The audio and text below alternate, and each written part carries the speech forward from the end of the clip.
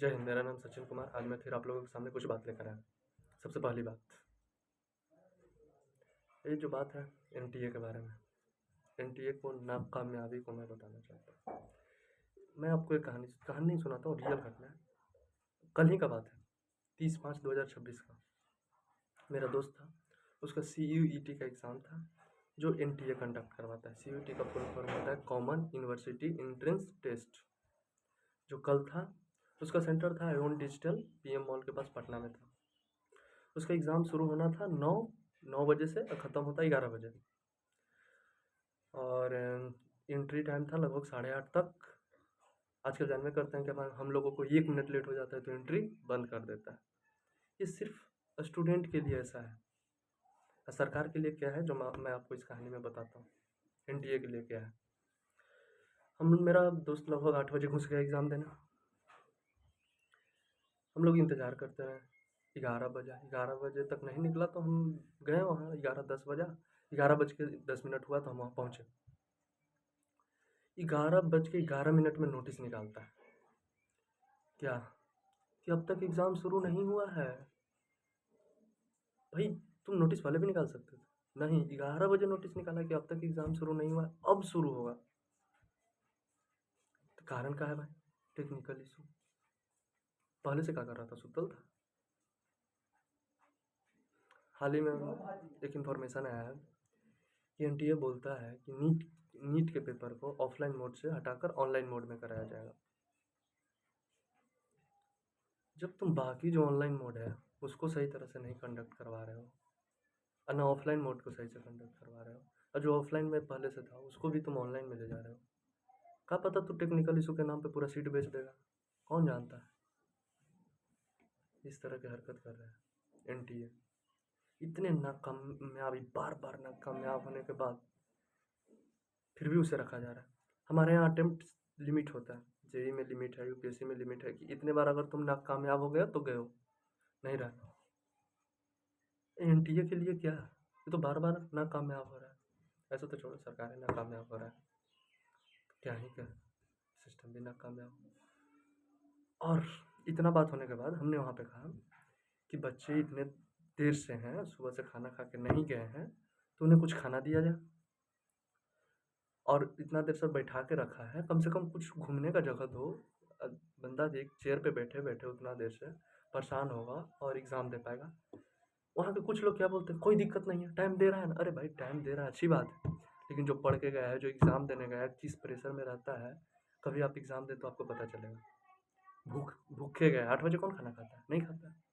8 बजे से 11 बजे के बाद निकलता तो खाता, सभी सोच के गया था। उसको फिर 11 बजे से तुम एग्ज़ाम लोगे लगभग 1 बजे तक या 1:30 बजे तक। 1 1:30 बजे तक भूखे रहेगा, कैसे उसका एग्ज़ाम जाएगा? एनटीए वालों को ये समझ में नहीं आता है। हम तो आप लोगों से यही कहेंगे, मांग करिए सरकार से, एनटीओ के हटाओ, कोई एक अच्छा सा सिस्टम लाओ जो अच्छे तरह से सिस्टमेटिक वे में बिना पेपर लीक कराए एग्ज़ाम कंडक्ट करवा सके। आजकल बहुत लोग एग्जांपल देते हैं कि जेईई मेन का एग्ज़ाम तो अच्छा से कंडक्ट करवा देता है। तुम जानते हो ना, हम जानते हैं ना, आप जानते हैं कि अच्छा से एग्ज़ाम कंडक्ट करवा देता है, लेकिन कौन जानता है कि अच्छा से कंडक्ट करवा रहा है कि नहीं करवा रहा है। नीट का एग्ज़ाम होने के बाद पता चला है कि पेपर लीक हुआ है, वो बच्चा बताया। क्या एनटीए को पता था? नहीं। तो ऐसे नहीं पता चला होगा, लीक उसमें भी होता है। आजकल तो नॉर्मलाइजेशन लगा दिया जेईई मेन में। क्या पता तू नॉर्मलाइजेशन के साथ अपने बच्चे को पास कर देता होगा, 99 परसेंटाइल 98 परसेंटाइल दे देता होगा।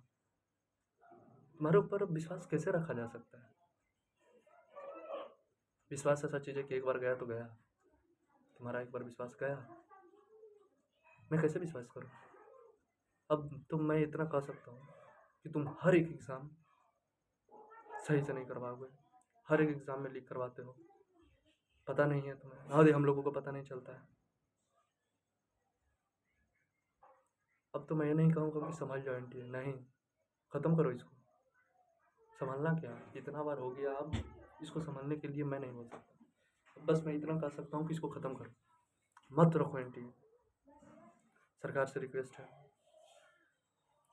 अपने सिस्टम से रिक्वेस्ट है, हटाओ यार प्लीज़। हम लोग बच्चे हैं, अंडर 18 है अभी। कितना प्रेशर झेलवाओगे हमसे? वोट देने का अधिकार हमको नहीं है, लेकिन हमको प्रेशर झेलने का अधिकार है इस लेवल का।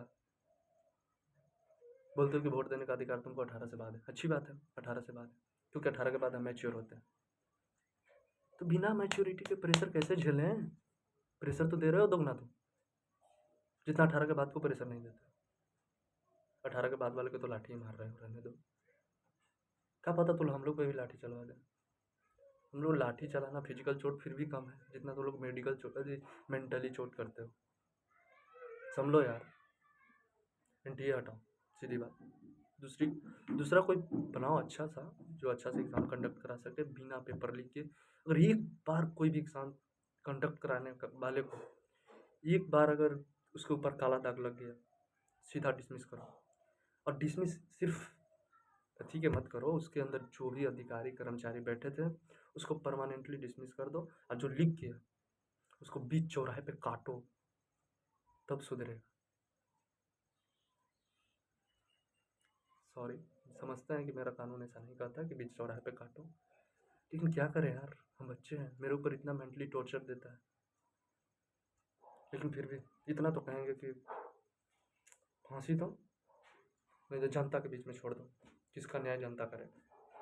जो जनता के साथ अपराध किया है उसका न्याय जनता करेगा। बीच में ला के छोड़ो, बता दो हम लोग ये पेपर लीक किया है, ये आदमी है, जो करना होगा हम लोग करेंगे। समझ लो यार, इस तरह नहीं होता। सरकार से रिक्वेस्ट है, कुछ करिए। हमें तो 100% विश्वास हो गया है कि 2027 से जो नीट का एग्ज़ाम है ऑनलाइन मोड में कंडक्ट कराने वाला है, वो भी सेफ़ नहीं है, कभी नहीं सेफ़ रहने वाला है। इतने अब तो हमें लगता है कि हमारे यहाँ पैसा का राज है।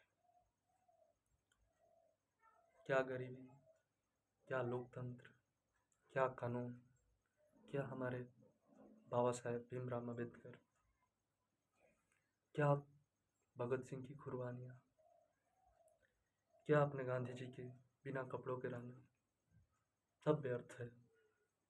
सिर्फ ये पैसा।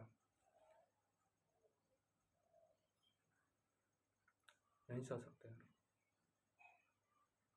संभालो। इस तरह सरकार नहीं चलता है। अगर सरकार चलाना है तो सिस्टम सुधारिए।